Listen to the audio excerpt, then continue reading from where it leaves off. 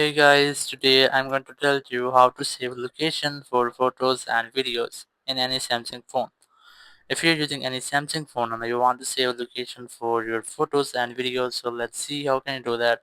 You just have to simply open your camera app, and here just open the settings. It might be sometime here or here. You must have to look for settings option, just tap on it, and here just look for location tags or photos location. You must have to look for the location settings and then enable that. Then enable the turn on and your location will be turned on. Not select while using this app. Once you have selected, just turn it on. So the toggle will be turned on. Once you have turned on the toggle, you must have to relaunch your camera app, and here just click any photo.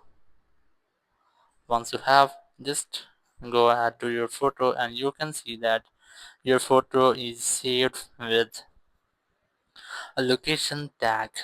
So that's how you can easily save location for photos and videos in any Samsung phone. Thank you very much for watching the video. Until next video, bye bye.